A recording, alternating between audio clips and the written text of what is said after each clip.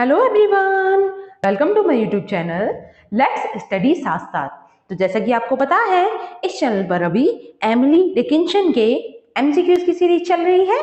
इसी सीरीज में आज की हमारी वीडियो है और आई होप प्रीवियस वीडियोस को आपने देख ही लिया होगा। और आज ही मैंने प्लेलिस्ट भी क्रिएट कर दी है एमिली डिकिंसन की भी। ऐसे ही अब तक के जितने भी writers EMRS TGT PGT English के सिलेबस में गिवन हैं, उन राइटर्स की भी, एमिली डिकिंसन तक जितने भी राइटर हैं उनकी प्रॉपर प्लेलिस्ट बनी हुई है, जिसमें मोस्ट इंपॉर्टेंट एमसीक्यूज को मैंने कवर अप किया है। आप जाकर उन्हें देख सकते हैं, प्रैक्टिस कर सकते हैं। चलिए कंटिन्यू करते हैं आज की video. I hope previous videos को आप देख ही रहे हैं और आपको वीडियोस कैसी लग रही हैं आप कमेंट बॉक्स में जरूर बताइए। चलिए शुरू करते हैं। देखिए, first question is, which of the following does the bird not do in A Bird Came Down the Walk? देखिए, एमिली डिकिंसन जैसा कि आप जानती हैं, she was a poetess। वो उन्होंने इतनी सारी पोएम्स लिखी हैं और उनकी पोएम्स में आपको ज्यादातर मिलेगा कि उनकी पोएम्स का जो फर्स्ट लाइन है वही उसका टाइटल है। तो यहाँ पर भी इनकी एक पोएम है जिसका नाम है a bird came down the walk. ठीक है, अब इसमें यह पूछा जा रहा है, which of the following does the bird not do. तो इसमें यह पूछा जा रहा है कि बर्ड क्या नहीं करती है पर्टिकुलर पोएम में। ऑप्शन है perch on the speaker's finger, option B eat an angleworm, drink dew from the grass, या फिर fly away. What should be the right answer? सोचिए, आंसर कीजिए। यस, देखिए स्पेशली इस नोट को ध्यान में रखना है आपको। तो यहां पर बर्ड क्या नहीं करती है इस पोएम में? Perch on the speaker's finger. Option number A is the correct answer. Okay, now moving to the next question. Second is, देखिए यहां पे 7 को कट कर देते हैं। देखो, what is all we know of heaven and all we need of hell. ये भी एमिली डिकिंसन की पोएम से ही है। अब यहाँ पे पूछा जा रहा है, what is all we know of heaven and all we need of hell. Options are love, child birth, death या पार्टिंग।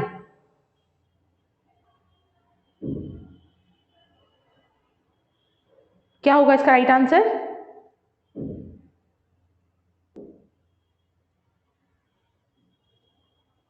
यस, यहां पर जो राइट आंसर है वो है पार्टिंग। ठीक है, option number D is the correct answer, parting.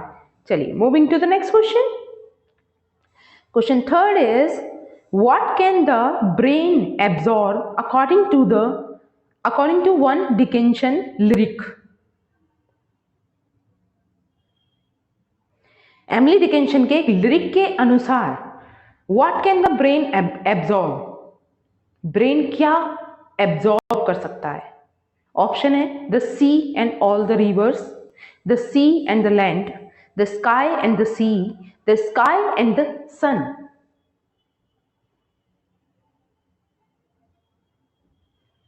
Yes, यहां पर जो राइट आंसर होगा वो क्या है? तो ब्रेन क्या चीज एब्जॉर्ब कर सकता है? The sky and the sea. ठीक है, option number C is the correct answer, the sky and the sea. ध्यान में रखना है। चलिए moving to the next question.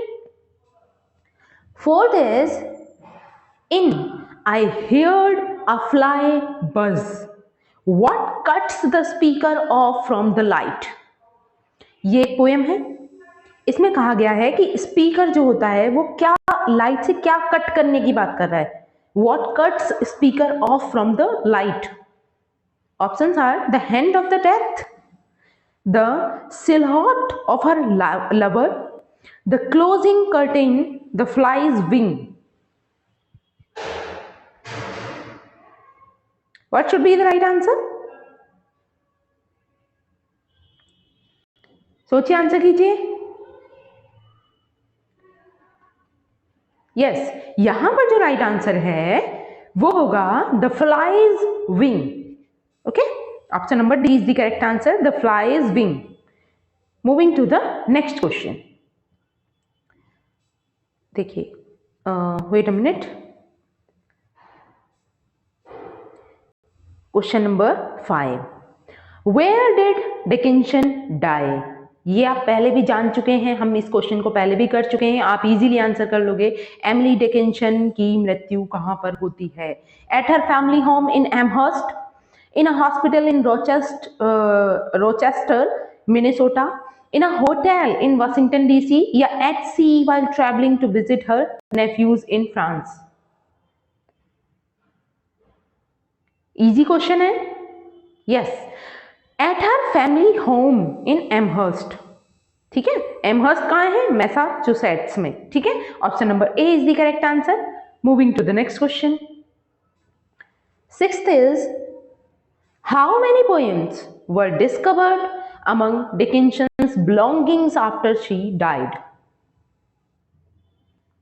बताइए, उनकी मृत्यु के बाद, एमिली डिकिंसन की मृत्यु के बाद उनकी बिलोंगिंग्स से कितनी पोएम्स डिस्कवर की गई थी? ऑप्शन है नियरली 300, नियरली 200, नियरली 100 या फिर none. The unpublished poems were never found. मतलब ऐसी पोएम्स वहां से रिकवर की गई, डिस्कवर की गई, जिनको अभी तक पब्लिश ही नहीं किया गया था। उनको पोस्टमसली पब्लिश किया जाता है एमिली डिकिंसन की डेथ के बाद। तो वो कितनी पोएम्स थी? यस, क्या होगा इसका राइट आंसर? नियरली 300। ध्यान रखना है, option number A is the correct answer, nearly 300। Okay, moving to the next question. Seventh is, what animal is public in I am nobody? देखिए, ये भी एक पोएम का नाम है जिसका नाम है आई एम नोबडी। ठीक है, इसमें कौन से एनिमल की बात कही गई है? किस एनिमल का जिक्र हो रहा है? ऑप्शन है a bee, a snake, a bird, a frog. I am nobody. Yes, इसमें जो राइट आंसर होगा वो है a frog. Option number D is the correct answer. Moving to the next question. Eighth is, what does the speaker feel when she sees the snake in a narrow fallow? Poem का नाम ध्यान रखिए, a narrow fallow। इसमें कहा गया है कि speaker क्या महसूस करता है जब क्या महसूस करती है when she sees the snake, जब वो स्नेक को देखती है? Delight, despair, a hot flash, a chill.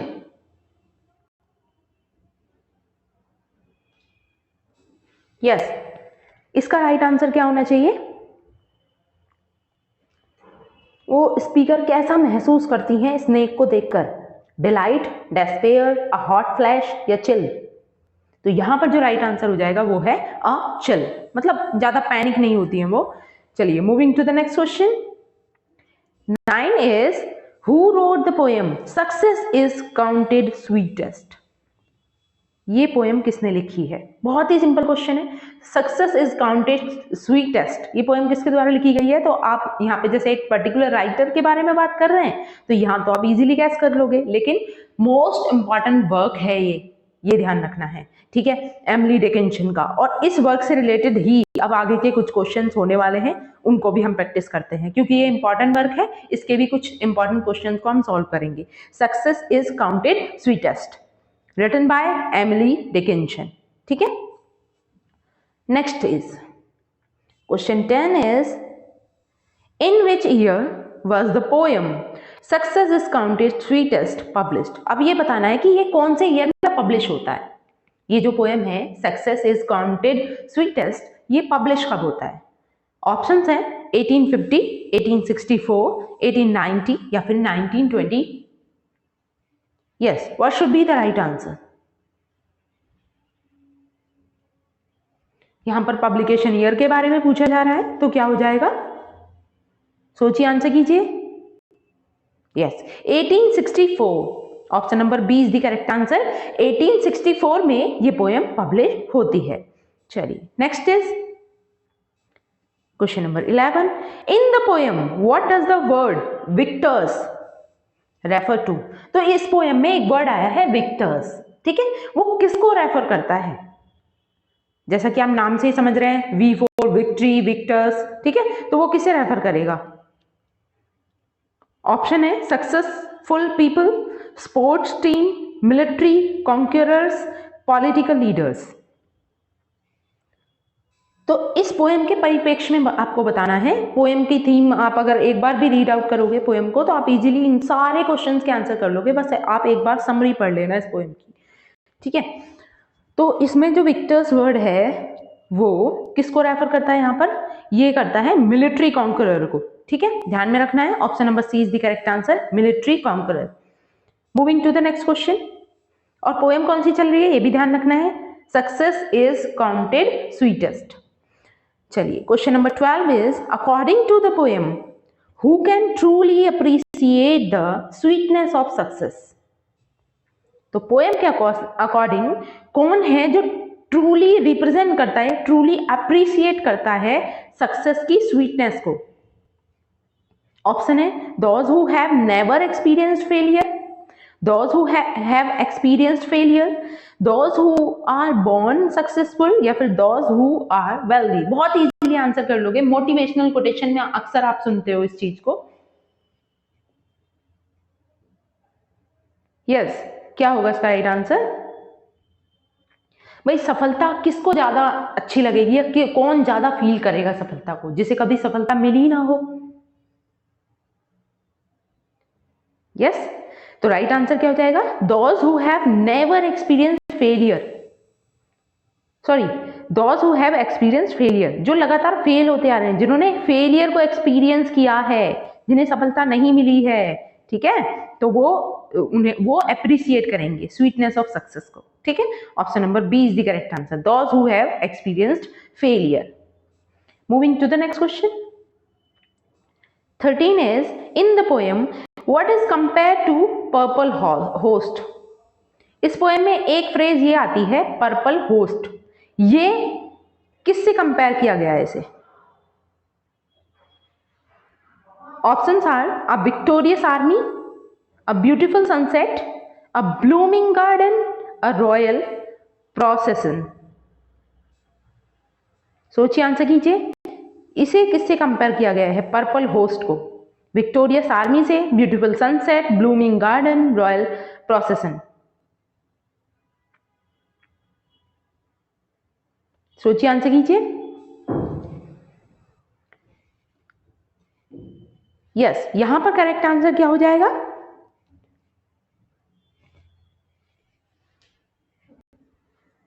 A victorious army. Okay, option number A is the correct answer, a victorious army, option number A. चलिए moving to the next question. 14 is what is the tone of the poem. इस poem की टोन कैसी है?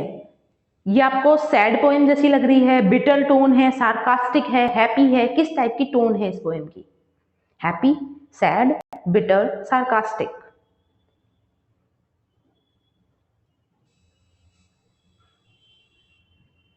Yes, what should be the right answer?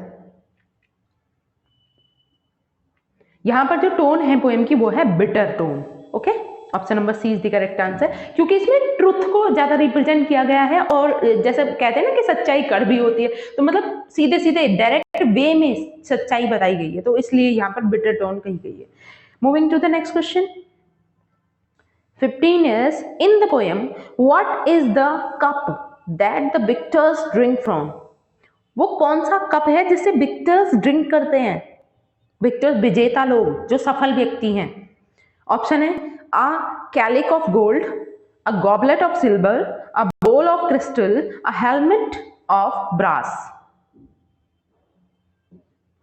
बताइए, इसमें comparison किया गया है एक तरीके से किसी पर्टिकुलर चीज को जिसको कप बताया गया है जिसमें विक्टर्स ड्रिंक करते हैं, तो वो क्या चीज है? अ कैलिक of gold, a goblet of silver, a bowl of crystal, a helmet of brass.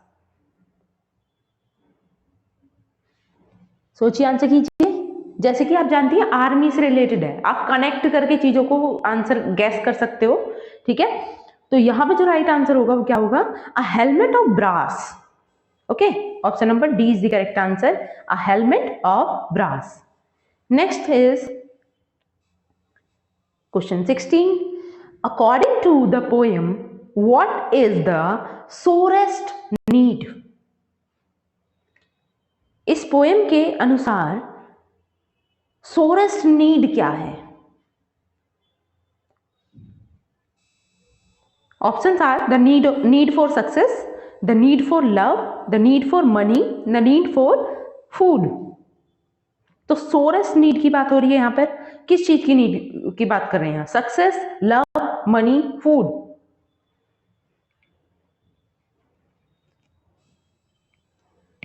Yes, इसका आंसर भी आसान है, जैसे कि आप पोएम के नाम से ही कंसीडर कर सकते हो, सक्सेस इज काउंटेड स्वीटेस्ट। तो यहां पर नीड भी किसकी हो रही है? सक्सेस की नीड की जिक्र हो रहा है। Option number A is the correct answer.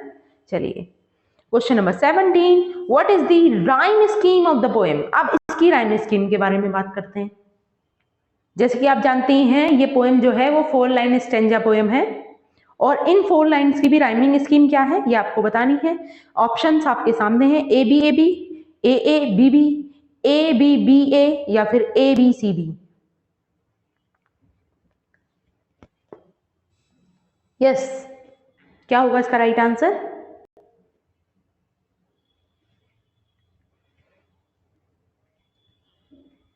इस पोएम की जो राइमिंग स्कीम है वो है A B B.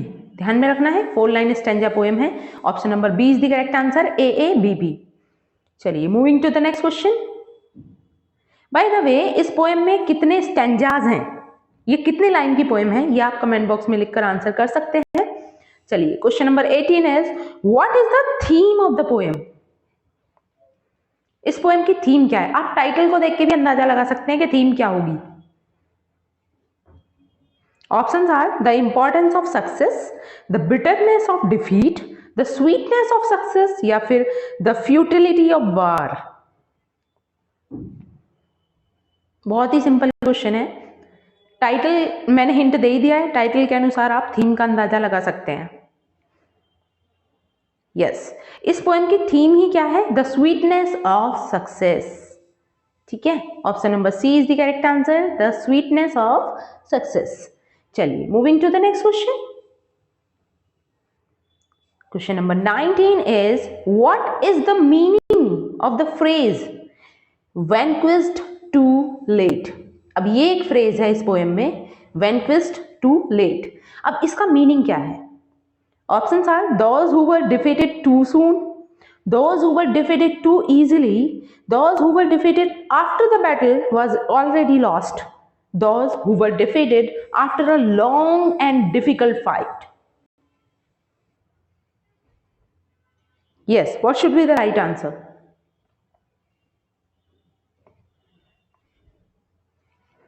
Vanquished too late. इस फ्रेज का मीनिंग क्या है?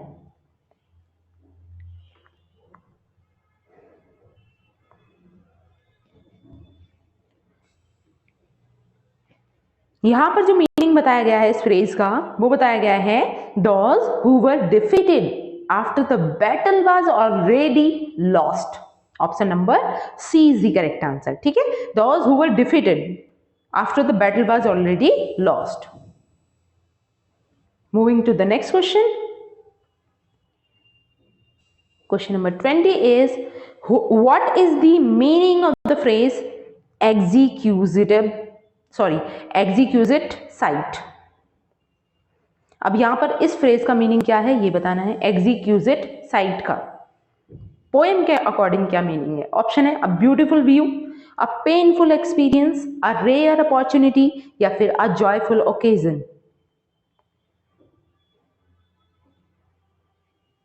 सोचिए, आंसर कीजिए। यहां पर राइट आंसर क्या हो सकता है इसका? एक्सक्यूजिट साइट। यस, इसका जो मीनिंग है ना एक्सक्यूजिट साइट का, इसका मीनिंग होता है a painful experience. According to the poem इसका मीनिंग यही है, a painful experience. Option number B is the correct answer. Moving to the next question. 21 is what is the meaning of the phrase to comprehend a nectar? अब इसमें एक phrase और दी गई है जो है टू कॉम्प्रीहेंड अ नेक्टर। तो इसका मीनिंग क्या है? देखिए यहां पर ना एक ही वीडियो में आपको ये पूरी पोएम, बिल्कुल पूरी पोएम का कहते हैं ना निचोड़ मिल जाएगा एक तरीके से। सारे क्वेश्चंस जो भी इस पोएम से इंपॉर्टेंट बन सकते थे वो सारे क्वेश्चंस इसमें इन्वॉल्व है। What is the meaning of the phrase, बताइए। To comprehend the nectar, option है to understand the poem, to taste something sweet, to experience something rare, to achieve a difficult गोल।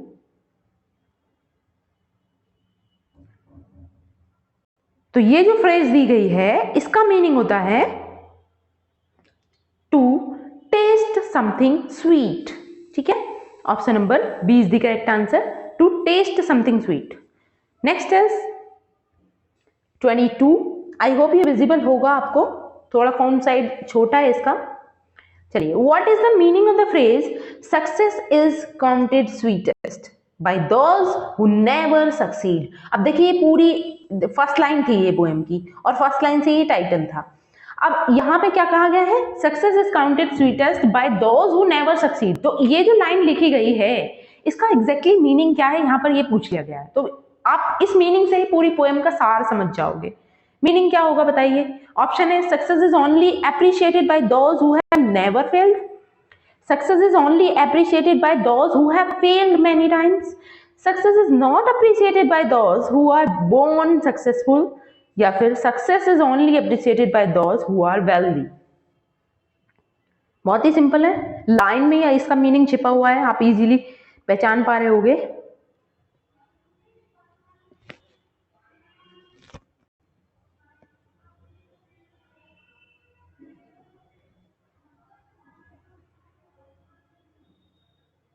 सोचिए, आंसर कीजिए। Yes, जैसा कि आप देख रहे हो, success is counted sweetest by those who never succeed. तो इसका मीनिंग क्या हो जाएगा, success is only appreciated by those who have never succeed. ठीक है, तो यहां पे राइट आंसर क्या होगा, who have never. I think इसमें इस तरीके से ना देके ये दिया है सक्सेस, देखो ये सही हो सकता है option B, success is only appreciated by those who have failed many times. ठीक है, option number B is the correct answer. Okay, most suitable answer जो होगा वो यही होगा इसमें। चलिए, moving to the next question. 23rd is in the first line of the poem what is success compared to. तो पहली लाइन में पोएम की सक्सेस को किससे कंपेयर किया गया है। ऑप्शन है a sweet nectar, a bitter truth, a sour grape, या फिर अ साल्टी टीयर।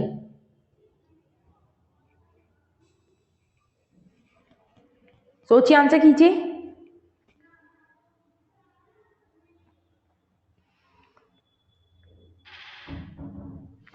यस, इसका राइट आंसर क्या होगा, सक्सेस को जो कंपेयर किया गया है वो किससे किया गया है, अ स्वीट नेक्टर। ठीक है, option number A is the correct answer, a sweet nectar. चलिए, moving to the next question. 24th is what does the speaker से। एक सेकेंड रुकना।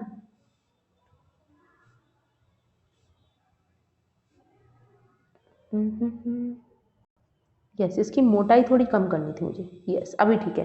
देखिए, what does the speaker say about the defeated soldiers in the second stanza. Second stanza में speaker जो defeated soldiers हैं उनके बारे में क्या कहती हैं। ऑप्शंस है they know the true meaning of success, they are bitter and resentful, they have never tasted victory, they are indifferent to success. क्या होगा इसका राइट आंसर।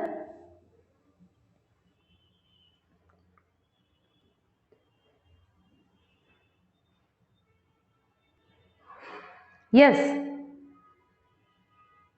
जो डिफीटेड सोल्जर्स हैं उनके बारे में सेकंड स्टेंजा में क्या कह रही है राइटर, ये कहते हैं दे know the true meaning of success, वो जानते हैं जो रियल मीनिंग है सफलता का, सक्सेस का।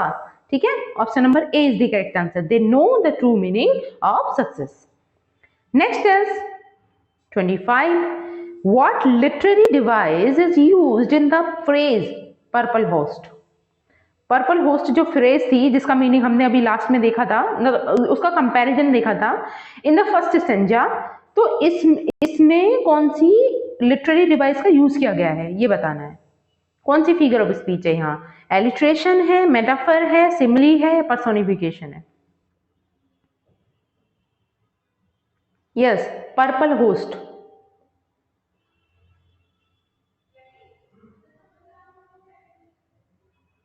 तो यहां पर ना नॉन लिविंग एंटिटी को एक लिविंग थिंग से कंसीडर किया गया है, इसलिए यहां पर पर्सोनिफिकेशन है। ठीक है, option number D is the correct answer. जब आप इसकी लाइन पढ़ोगे तो आपको क्लियर हो जाएगा, ये पर्टिकुलर फ्रेज से क्लियर नहीं हो रहा है। पर्सोनिफिकेशन यहां पर राइट आंसर है। चलिए moving to the next question. 26th is what is the meaning of the phrase purple host in the poem? अब देखिए पर्पल होस्ट जो फ्रेज है ना, इसका मीनिंग क्या है? हमने कंपैरिजन देखा, हमने इसका फिगर ऑफ स्पीच चेक कर लिया। अब इसका meaning, a group of victorious soldier, a group of defeated soldier, a royal army या फिर अ मैजेस्टिक आर्मी। तो इसका मीनिंग क्या है?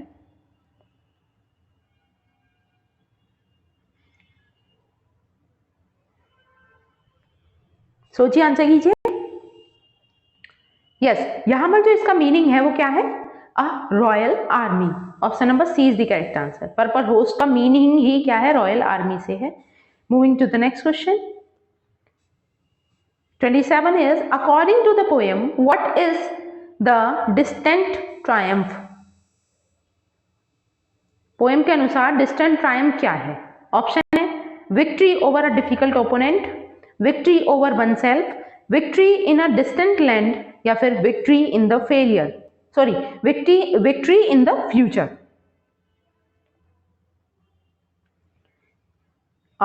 द डिस्टेंट ट्रायम्फ, इसका मीनिंग क्या है?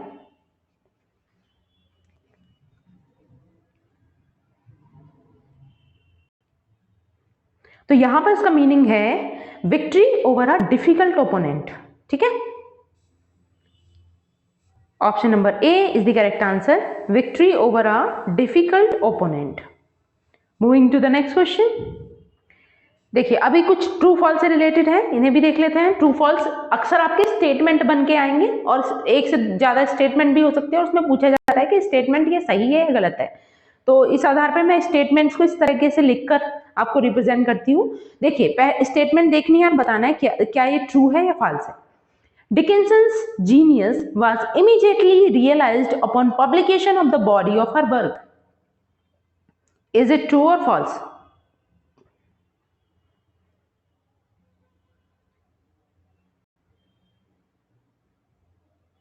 Yes, इसका राइट आंसर है false।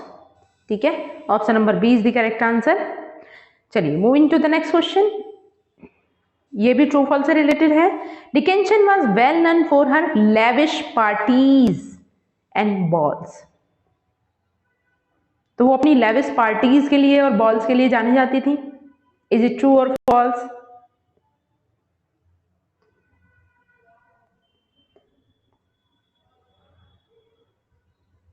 Yes, it is also false, क्योंकि वो फेमस तो अपनी पोएट्री के लिए थी। ठीक है, option number B is the correct answer. Moving to the next question.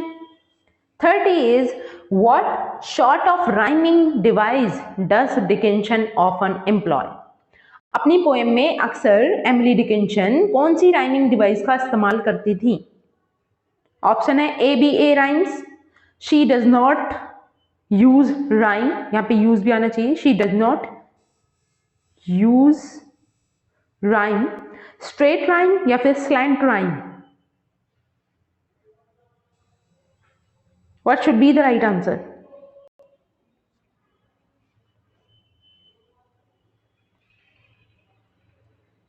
Yes, सोचिए, आंसर कीजिए।